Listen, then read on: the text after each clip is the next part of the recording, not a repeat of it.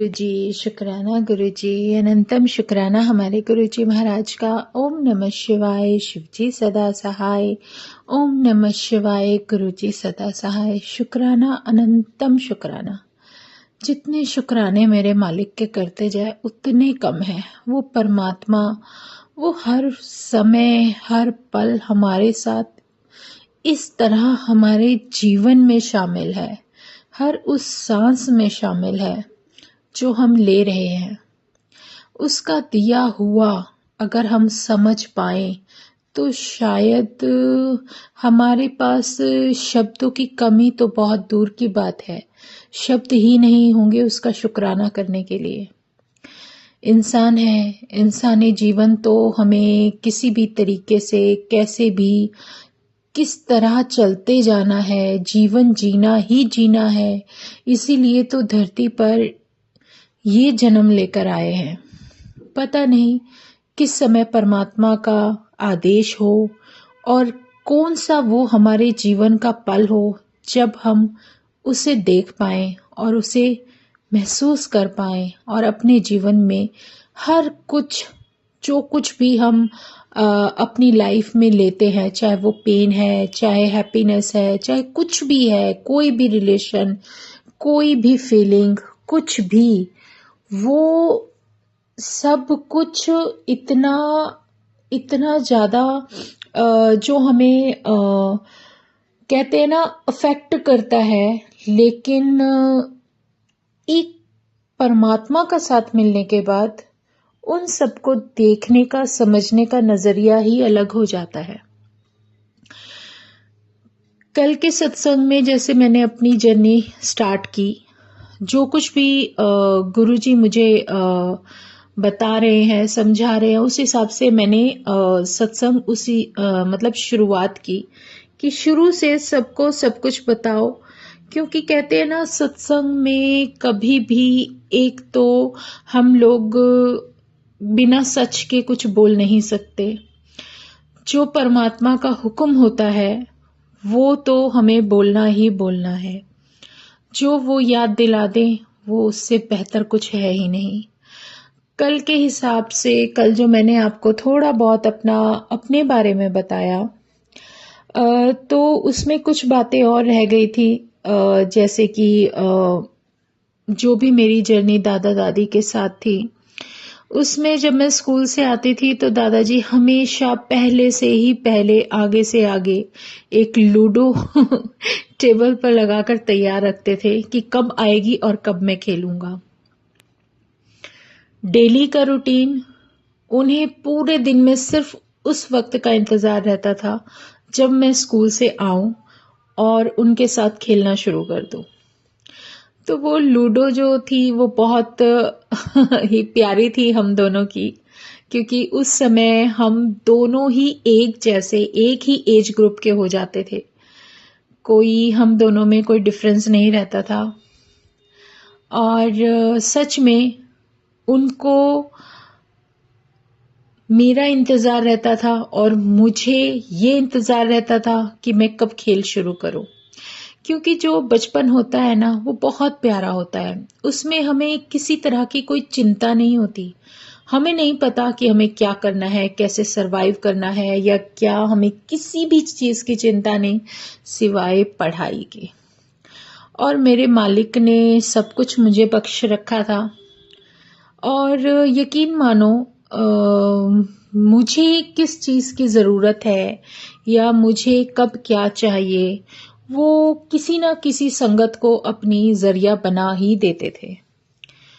बहुत ही अलग था। जैसे कोई भी सीजन के फ्रूट्स आ गए तो मेरे दादाजी लेकर आए, बहुत सारे सारे सारे फ्रूट्स लाए और बकेट के अंदर भर कर रख दिए पानी में डाल के कि अब जैसे मैंगो है या कोई और फ्रूट्स है, मतलब उनकी हैबिट थी कि एक बर्तन बनाया हुआ था कि उसके अंदर पानी भर के उसमें डाल दो, ऊपर अगर कुछ भी जर्म्स होंगे या कुछ होंगे उतर जाएंगे और फिर आप उसको खाओ। तो ऐसे धीरे धीरे लाइफ बीत रही थी। लेकिन एक वो पल था जब मैं 12th में आई और 12th क्लास में थी और मेरे जो दादाजी थे उन्होंने मेरा साथ छोड़ दिया। उनके जाने के बाद मैं अपनी दादी के साथ, दादी बेचारी बहुत अकेली रह गई थी।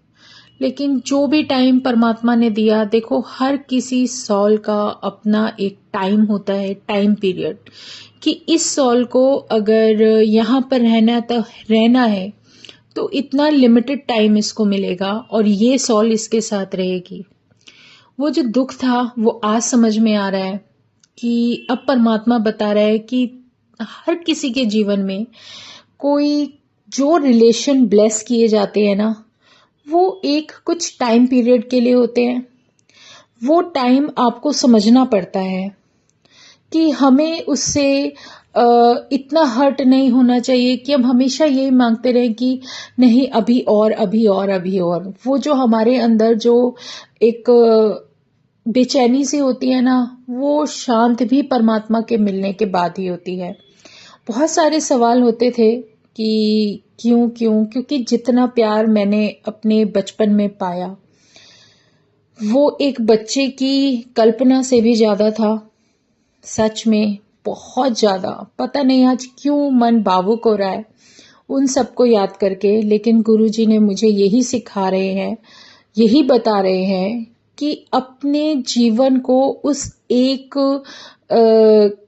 खुली किताब के माध्यम से देखो, उस पोर्शन, उस चैप्टर्स के हिसाब से देखो कि तुम्हारी लाइफ में अगर तुम्हें मैंने कोई चीज ब्लेस की तो क्यों की और कितने समय के लिए की, क्योंकि सब हमारे कर्मास का खेल है। आगे की जर्नी कैसे होगी वो भी उसके हाथ में है। हमें तो एक ये लाइफ जो पूरी मिली है, इसको एंड तक, मंजिल तक जाने के लिए जितने भी रिलेशन मिलेंगे, जितना भी समय किसी के साथ मिलेगा, उसको आप अपना भाग्य मानो और उस टाइम पीरियड को एक लेसन की तरह लेते जाओ। एक लेसन जो तुम्हारे जीवन में बहुत मायने रखता है। उस सीख से जो आपको, उन चैप्टर्स से जो आपको सीख मिली है ना, उसको अगर आप अपने जीवन में लेकर किसी और का जीवन सुधार सकते हो तो बहुत अच्छी बात है। अपने जो भी हमारे जीवन से मिली हुई प्रेरणाएं हैं, जो हमारे जीवन में हमें बहुत कुछ अच्छा मिला है, उस सब से आपको प्रेरित रहना है। आपको वो शुक्राना करना है उस परमात्मा का कि उसने आपको क्या क्या दिया। आपका भाग्य अगर कहीं जा रहा है, किसी रास्ते पर लेकर जा रहा है, तो वो भी उसी का दिया हुआ है। सब हमारे कर्मास का खेल है और कुछ नहीं। दादाजी के जाने के बाद फिर मेरे फादर भी मेरे से मिलने आते थे, मदर भी आती थी, ब्रदर्स भी आते थे। गुरुजी ने 2 भाई ब्लेस किए हैं मुझे, क्योंकि बाकी जितने भी रिलेशन लगा लो आप, चाहे चाचा चाची हो, ताऊ ताया, कोई भी लगा लो, कितना भी कुछ भी आपके साथ किसी भी समय रहा हो, लेकिन कहीं ना कहीं एक वक्त, एक पल वो ऐसा आएगा जब वो आपको अपनी फैमिली नहीं समझेंगे। क्योंकि हर कोई सिर्फ अपनी फैमिली का दायरा, सिर्फ उन रिलेशंस को मानते हैं जो हमेशा उनके साथ रहेंगे। तो जो भी कुछ था सब परमात्मा का दिया हुआ है, उन्हीं की देन है। उन्होंने ही रिश्ते ब्लेस किए हैं। कौन कब किस समय तक मेरे साथ रहेगा ये उसी की मर्जी है और किसी की नहीं। अगर मेरे जीवन में कोई इम्पोर्टेंट काम करने के लिए किसी को जरिया बनाया गया तो ये वो परमात्मा की मर्जी थी। शायद उसका खुद का भाग्य था कि उसने वो सब करना था। तो कोई ना कोई हमारा गिव एंड टेक होता है, एक किसी से लेना देना, जो पिछला पता नहीं कितने जन्मों से हमारी जर्नी चल रही है। क्या गिव एंड टेक था जो किसी को किसी के लिए कुछ करना पड़ जाता है, जबकि हम लोग नहीं सोचते कि हमें ये सब करने को मिलता है। तो उसकी मर्जी। और जब कॉलेज ख़त्म हुआ। अच्छा, एक चीज़ और बताऊंगी कि मुझे जब कॉलेज जाती थी मैं, तो मुझे बहुत अच्छी तरह से याद है, कम से कम 4 से 5 बार मुझे मेरे गुरुजी ने ऐसे बचाया है जैसे कि कभी कोई एक ऐसी घड़ी आई हो और मुझे कोई भी हिट कर सकता था, लेकिन कोई अपने हाथ से पकड़कर एक इतना सा फासला बना देते थे कि मैं उस चीज से बच जाती थी।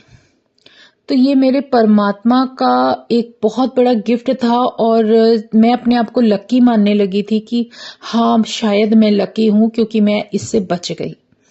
क्योंकि कुछ इंसिडेंट्स ऐसे हुए लाइफ में कि मैं खुद भी अपने आप को समझ नहीं पाई कि ये सब मेरे साथ क्या हुआ।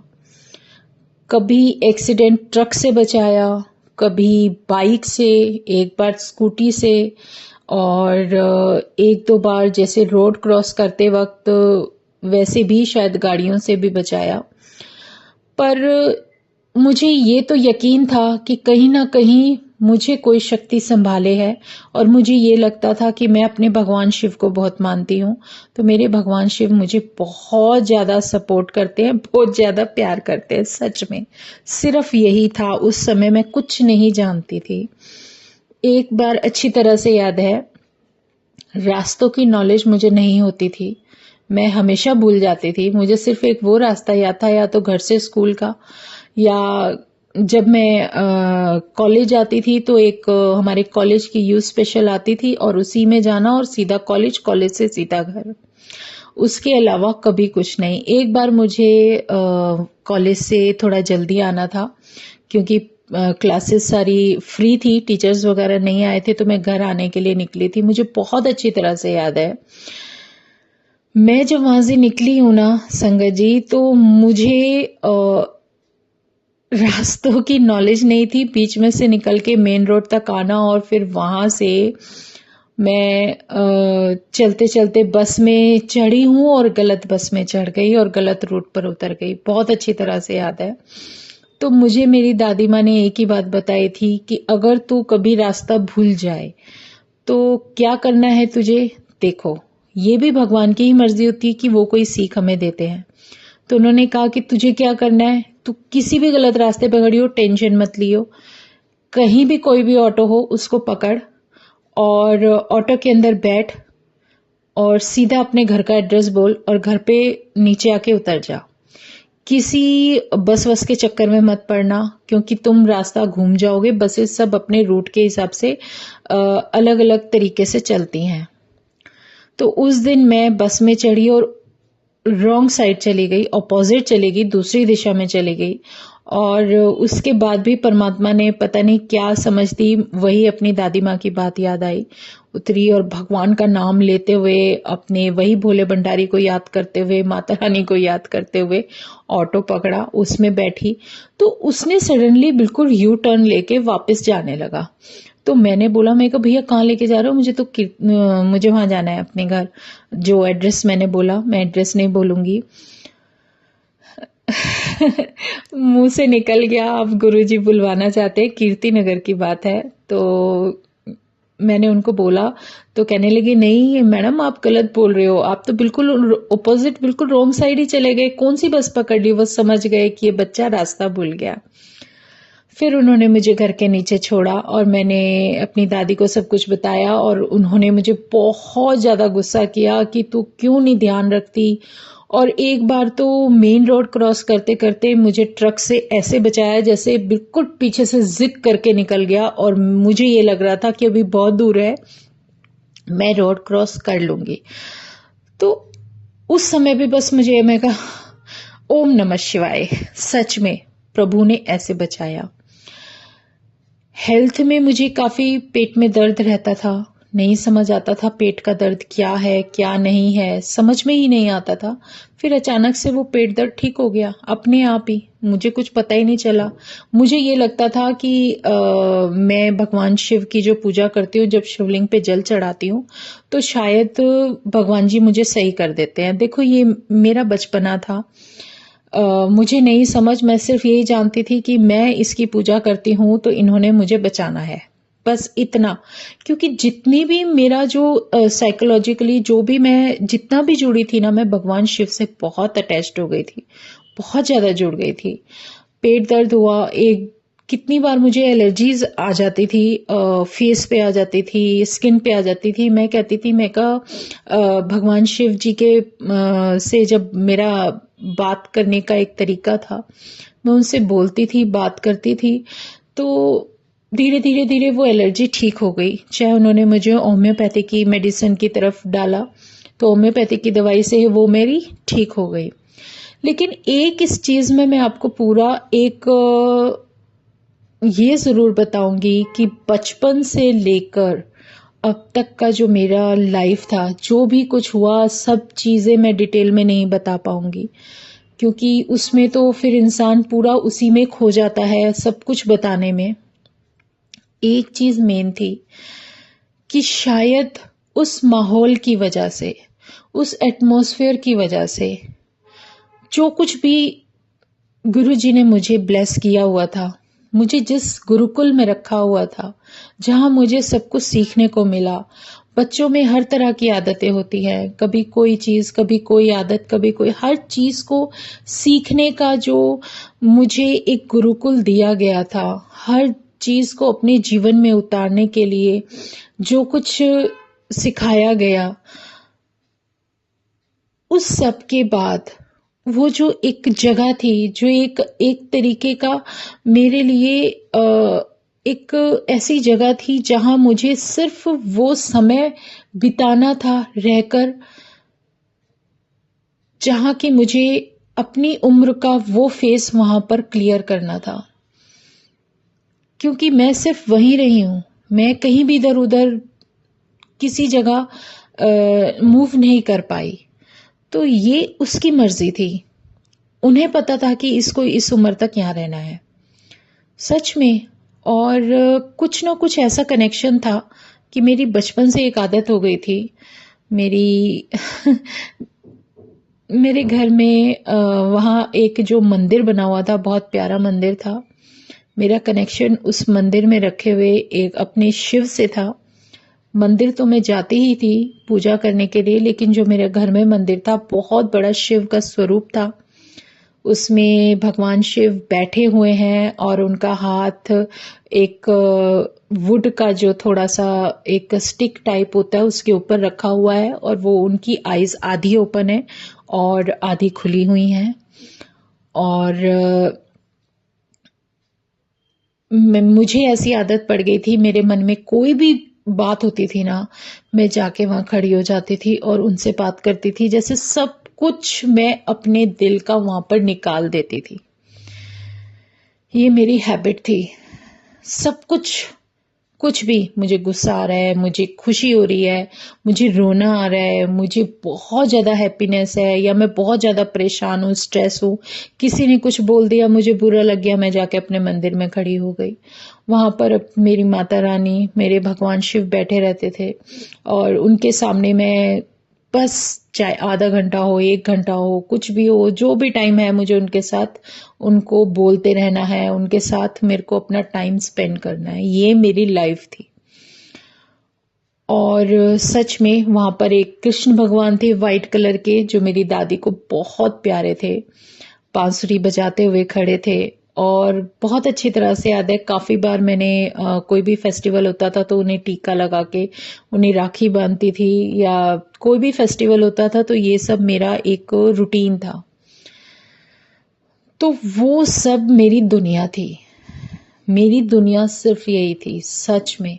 आज मैं सोचती हूँ ना कि उस लाइफ को अगर मैं याद करूं, तो मुझे गुरुजी ने वो एक ऐसा गुरुकुल मुझे ब्लेस कर दिया था मेरी उस लाइफ में, कि उसको आप कभी पे करके नहीं ले सकते। जो प्यार मुझे उस समय वहां मिला, और जो मुझे वो ऑरा मिला, जो मुझे कनेक्शन मेरे शिव के साथ मिला, तो ये मेरा भाग्य था, ये मेरा भाग्य बनाया किसने? मेरे परमात्मा ने। और मेरा परमात्मा मेरा महाशिव ही है।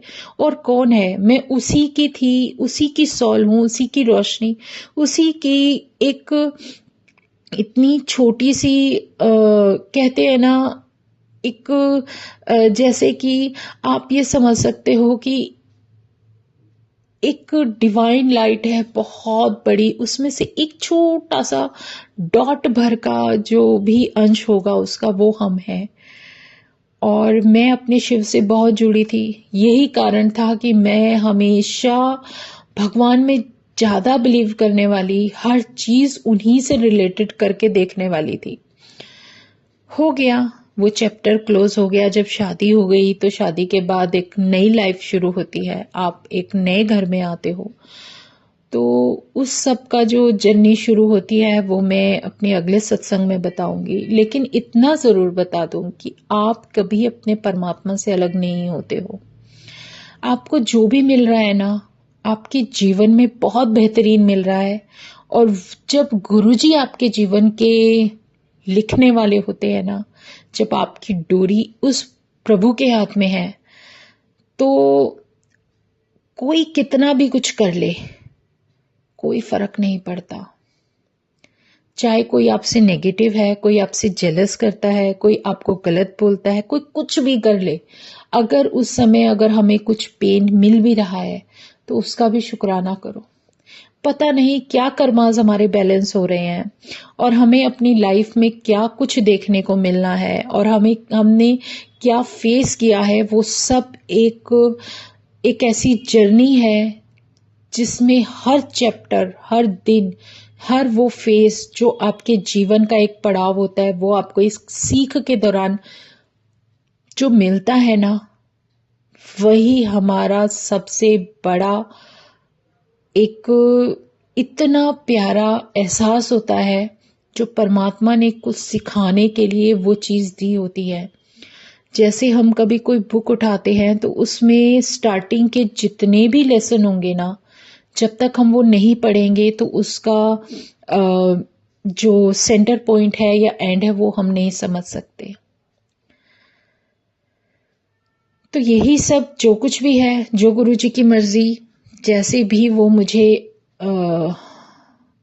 एक फीलिंग दे रहे हैं, तो वो उस परमात्मा का हुक्म है, उसके सामने हमारी नहीं चल सकती। तो शुक्राना मेरे गुरुजी महाराज का, इतना सब कुछ इतना प्यारा ब्लेस करने के लिए शुक्राना। क्योंकि जो आप देते हो, जो हमें मिला है, बहुत बेहतरीन था, बेहतरीन है और हमेशा रहेगा। शुक्राना मेरे मालिक, अनंतम शुक्राना। ओम नमः शिवाय, शिवजी सदा सहाय। ओम नमः शिवाय, गुरुजी सदा सहाय। जय गुरुजी, जय गुरुजी, जय गुरुजी।